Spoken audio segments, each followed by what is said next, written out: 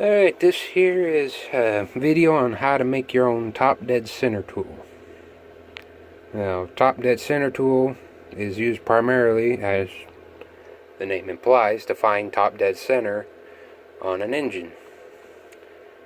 Most cases you would need to warrant using this is if your timing chain slacked to the point where your ignition timing went bad.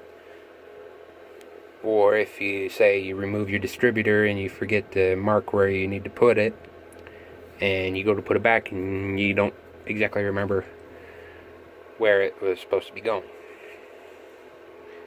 Now, Chrysler engines, they're a little more difficult to screw up timing on a distributor. As long as you remember which way the vacuum advance points, and you got the rotor pointed in the right direction, as long as you didn't move the camshaft any. It's just a simple matter of, wiggling in until the distributor point drops right in. Because the Chrysler distributors don't have a gear on the bottom of it. It's just a slot with a, kind of like a Phillips screwdriver style tip on it. It fits into a groove. Now, not sure about Chevys or Fords. I think they use gears on theirs. I'm pretty sure Chevy's does. I could be wrong, but I think they do. But anyway, like in my case, my timing chain went bad. I mean, it had a ton of slack in it. If you want to see what that looks like, I posted a video of that on YouTube. But anyway, what I did is I took a spark plug, an old spark plug. In my case, I needed the long thread right here, but you may have one that looks kind of like this, a short thread. But what I did is I took the end here, I ground this off using my handy little bench grinder, and then I put this in the bench vise. I was originally going to try to drill it out to hollow it, but there's this runs all the way through to the firing tip there. It's a copper electrode, and those are not fun to try to drill out. You will end up giving your hand a nice workout, because the drill will be jerking around quite a bit. So what I ended up having to do was put this in the bench vise, take my trusty old Craftsman screwdriver and a hammer, and just go to town on it. I had to hollow it out. Then, what I had to do, top of my fingernail there, you see that little ridge raise up right there, that little ridge? What I had to do is take it back to the bench grinder and grind it smooth. Pretty much smooth. As you can see right there, I had to grind it down, because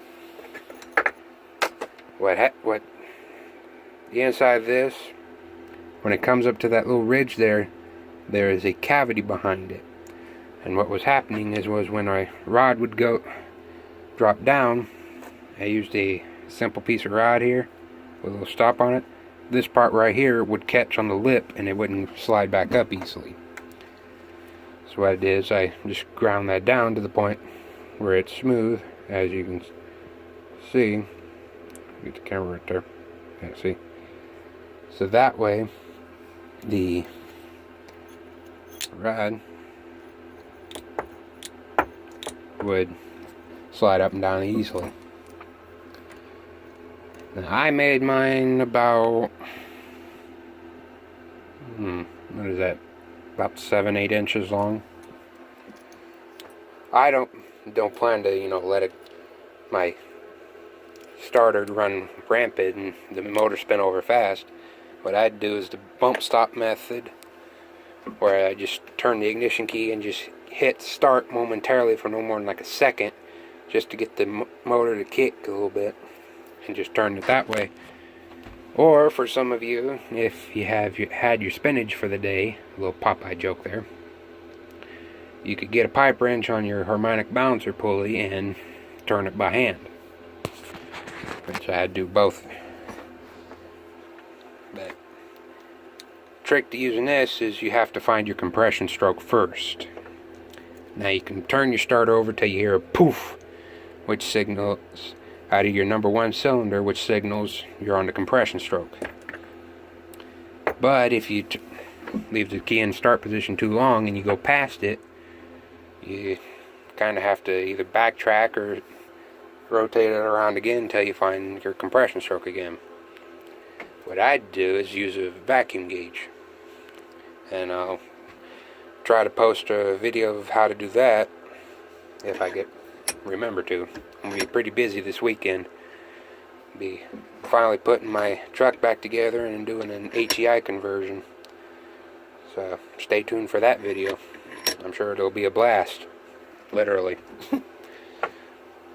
But a top dead center tool, you can find them, but they cost anywhere from $50 on up. A rod like this, I found one at Tractor Supply. You can get it at Tractor Supply, Orscheln's, Menards, Home Depot, Lowe's, any hardware store really. And it only costs you maybe about $10. Tractor Supply had one for $10. But this was a screw-on stop. You can easily use a hose clamp, or if you're a proficient welder, just weld a nut on top of it so it don't go anywhere. This is a steel rod too, and when I check, there's a magnet right underneath all this crap. I usually check to make sure things are steel if I'm going to use it for like a purpose of welding. Boy, it's been a long day. My tongue got tied. But this was a Champion spark plug. This only cost about $3. The rod only cost about $10. That's $13 there. I can make a top dead center tool for $13 versus $60 for an actual genuine top dead center tool. Now, you don't have. You could get the $60 to $70 tool, but you know, I believe I'm a handyman. I can take pretty much anything and make pretty much everything out of it. And I kind of thought it'd be kind of fun. But I looked on YouTube on a how-to video, and nobody seemed to have this type of video. They had videos on how to make a piston stop tool, which essentially is they took like a bolt, they threaded it through to a certain point, and then they forced down on some nuts, and then as soon as the piston would come up and hit that, it'd stop.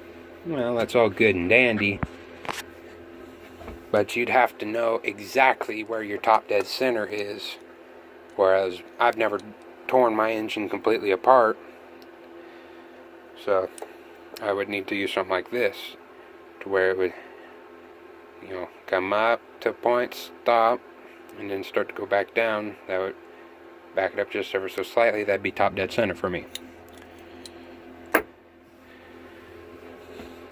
And I've used it already. It's a pretty good, neat little tool that I made. And no more than a few dollars if my parts, if you have to buy the stuff. I just usually save my spark plugs after I do a tune-up on it, because, you know, some of them may be able to be reused. And like this case, you never know what you might need them for. In my case, I needed one to turn into a tool.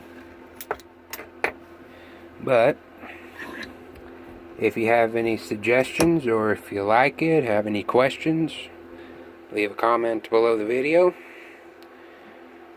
And as always, don't forget to like and subscribe. Thank y'all for watching.